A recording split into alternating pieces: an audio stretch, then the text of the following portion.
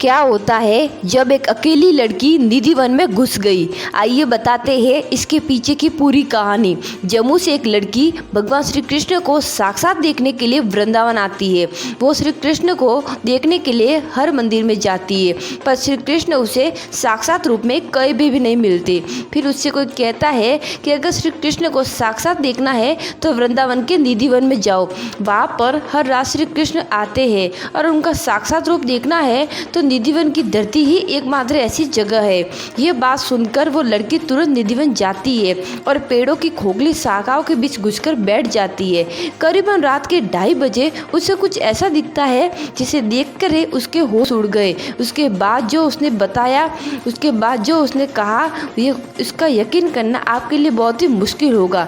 आखिर जम्मू से आई उस लड़की ने रात के 2:30 बजे ऐसा क्या देखा होगा? उसके बाद उसके साथ क्या हुआ होगा? क्या वह जिंदा बच पाई होगी या वो पागल हो गई होगी? दोस्तों, इस सच्ची घटना को सुनने के बाद आपके होश उड़ जाएंगे। वीडियो पूरा देखने से पहले अगर आप इस चैनल पर नए हो तो चैनल को सब्सक्राइब कर दे और कमेंट में जय श्री कृष्ण जरूर लिखें। जम्मू में एक छोटी सी बच्ची थी जो अपनी माँ के साथ रोजाना भगवान श्री कृष्ण के मंदिर जाया करती थी। उसकी माँ रोजाना भगवान श्री कृष्ण का श्रृंगार करती और पूजा करती थी। ये करते हुए वो छोटी सी बच्ची अपनी माँ को रोज देखा करती थी। एक बार उसने पूजा करते हुए अपनी माँ से पूछा, मैं भगवान जी से कब बात कर पाऊंगी? ये सुनकर ही उसकी माँ ने कहा कि जब तू भगवान जी जितनी बड़ी हो जाऊंगी तब तुम उससे बात कर पाऊंगी। समय बीतता गया और छोटी बच्ची बड़ी हो गई। उसके बाद उसने माँ से फिर पूछा कि अब तो मैं भगवान जी जितनी बड़ी हो गई हूँ, क्या अब भगवान जी मुझसे बात करेंगे? माँ ने ये सब टालते हुए कहा कि भगवान जी ऐसे ही नहीं मिलते, उसके लिए तुम्हें कठिन साधना करनी पड़ेगी, गले तक पानी में खड़ा रहना पड़ेगा। उसने ये सब कुछ किया, परंतु उसके इन सब के बाद भी उसे कोई फल नहीं मिलता है, क्योंकि उसे ज्ञान नहीं बल्कि श्री कृष्ण के साक्षात दर्शन चाहिए थे। उसके बाद उसे पता चलता है कि श्री कृष्ण तो वृंदावन में ही मिलेंगे। ये सुनते ही वो तुरंत वृंदावन चली जाती है और वृंदावन आकर सबसे पूछती है कि कान्हा कहाँ मिलेंगे। सबने उससे कहा कि कान्हा तो बांके बिहारी मंदिर में मिलेंगे। ये सुनते ही वो मंदिर के अंदर चली जाती है। उसके हाथ में एक माखन से भरी मटकी भी थी और वह पंडित जी से बोलती है कि मुझे कान्हा से मिलना है। तो पंडित जी उसे कहते हैं, लो कर लो अपने कान्हा के दर्शन।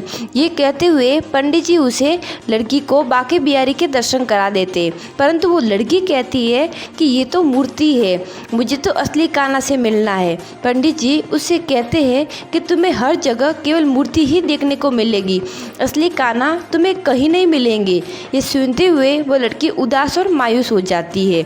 ये सब होते हुए एक बुजुर्ग व्यक्ति उसे देख रहा था। वो उस लड़की के सामने आया और बोला, अगर तुम्हें साक्षात कान्हा के दर्शन करने हैं तो तुम निधिवन जाओ। वे आज भी रात के वक्त निधिवन आते हैं और गोपियों के साथ रात रचाते हैं। ये सुनते ही वो लड़की जाती है और शाम के वक्त चोरी से निधिवन की पेड़ों की खोखली शाखाओं में छुपकर बैठ जाती है। करीबन रात के 2:30 बजे उसे कुछ ऐसा दिखाई देता है। उसके बाद वह अपनी आंखों पर यकीन नहीं कर पाती। ये वो देखती है कि अचानक से निधिवन के सारे पेड़ गोपियाँ बन जाती है और वह स्वयं श्री कृष्ण आते हैं और रात रचाते हैं। ये देखते ही वो बोलती है कि कान्हा मुझे छोड़कर मत जाओ। फिर कान्हा जी कहते हैं कि मैं तो हमेशा से ही तुम्हारे साथ ही था, कभी तुमसे अलग नहीं हुआ, मैं हमेशा से ही तुम्हारे दिल में ही रहता हूँ। ये सुनते ही वो लड़की बोलती है कि कहाँ हो मेरे दिल में, मुझे अभी दिखाओ। उसके बाद श्री कृष्ण उसे अपना वो रूप दिखाते हैं जहाँ वो कण कण में वास करते हुए।